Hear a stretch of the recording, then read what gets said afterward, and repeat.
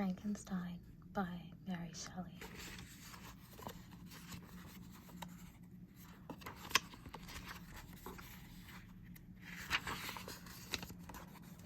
Frankenstein, or the Modern Prometheus, in 3 volumes.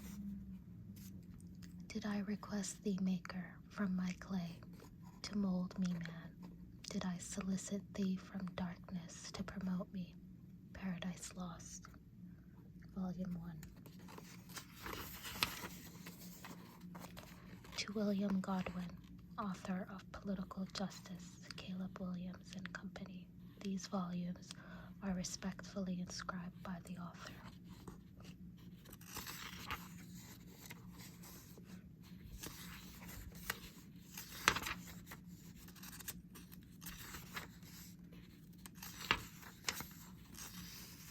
Volume 1. Letter 1. To Mrs. Saville, England. St. Petersburg, December 11th. You will rejoice to hear that no disaster has accompanied the commencement of an enterprise which you have regarded with such evil forebodings. I arrived here yesterday. My first task is to assure my dear sister of my welfare and increasing confidence in the success of my undertaking. I am already far north of London, and as I walk in the streets of Petersburg, I feel a cold northern breeze play upon my cheeks, which braces my nerves and fills me with delight. Do you understand this feeling? This breeze, which has traveled from the regions towards which I am advancing, gives me a foretaste of those icy climes. Inspirited by this wind of promise, my daydreams become more fervent and vivid. I try in vain to be persuaded that the pole is the seat of frost and desolation.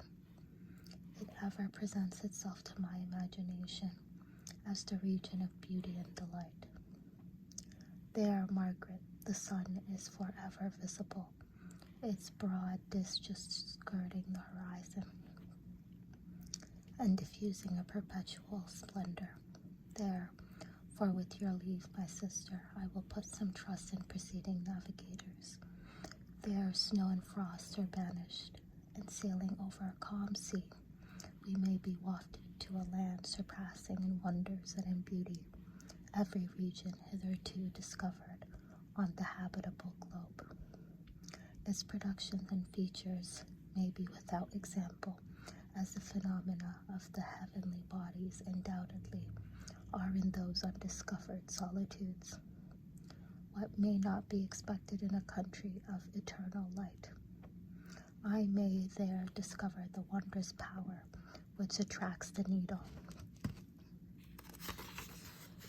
and may regulate 1,000 celestial observations that require only this voyage to render their seeming eccentricities consistent forever.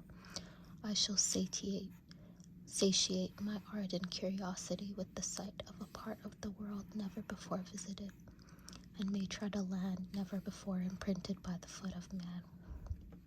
These are my enticements, and they are sufficient to conquer all fear of danger or death, and to induce me to commence this laborious voyage with the joy a child feels when he embarks in a little boat with his holiday mates on an expedition of discovery up his native river. But, supposing all these conjectures to be false, you cannot contest the inestimable benefit which I shall confer on all mankind to the last generation by discovering a passage near the pole to those countries, to reach which at present so many months are requisite, or by ascertaining the secret of the magnet, which, if at all possible, can only be effected by an undertaking such as mine. These reflections have dispelled the agitation with which I began my letter, and I feel my heart glow with an enthusiasm which elevates me to heaven, for nothing contributes so much to tranquilize the mind as a steady purpose, a point on which the soul may fix its intellectual eye. This expedition has been the favorite dream of my early years. I have read with ardor the accounts of the various voyages which have been made in the prospect of arriving at the North Pacific Ocean through the seas which surround the pole. You may remember that a history of all the voyages made for purposes of discovery composed the whole of our good Uncle Thomas's library. My education was neglected, yet I was passionately fond of reading. These volumes were my study day and night, and my familiarity with them increased that regret which I had felt as a child on learning that my father's dying injunction had forbidden my uncle to allow me to embark in a seafaring life. These visions faded when I perused for the first time those poets whose effusions entranced my soul and lifted it to heaven. I also became a poet, and for 1 year I lived in a paradise of my own creation. I imagined that I also might obtain a niche in the temple where the names of Homer and Shakespeare are consecrated. You are well acquainted with my failure, and how heavily I bore the disappointment. But just at that time I inherited the fortune of my cousin, and my thoughts were turned into the channel of their earlier bent.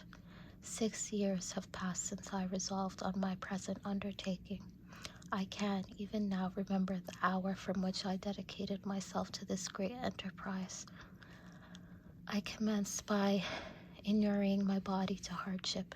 I accompanied the whale fishers on several expeditions to the North Sea. I voluntarily endured cold, famine, thirst, and want of sleep. I often worked harder than the common sailors during the day, and devoted my nights to the study of mathematics, the theory of medicine, and those branches of physical science from which a naval adventure might derive the greatest practical advantage. Twice I actually hired myself as an undermate in a Greenland whaler, and acquitted myself to admiration. I must own I felt a little proud when my captain offered me the second dignity in the vessel, and entreated me to remain with the greatest earnestness, so valuable did he consider my services. And now, dear Margaret, do I not deserve to accomplish some great purpose? My life might not have passed in ease and luxury, but I preferred glory to every enticement that wealth placed in my path. Oh, that some encouraging voice would answer in the affirmative.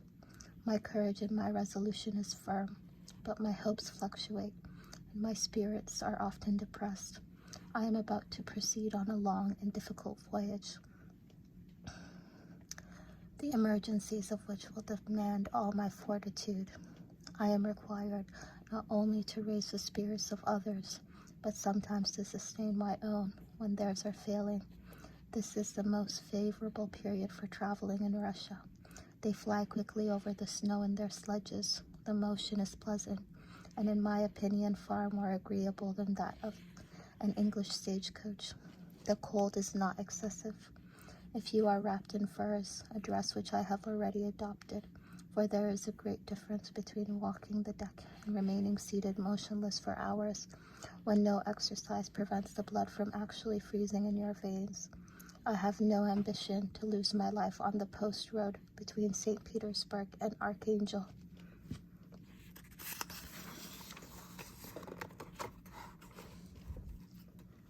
I shall depart for the latter town in a fortnight or 3 weeks, and my intention is to hire a ship there, for which can easily be done by paying the insurance for the owner, and to engage as many sailors as I think necessary among those who are accustomed to the whale fishing.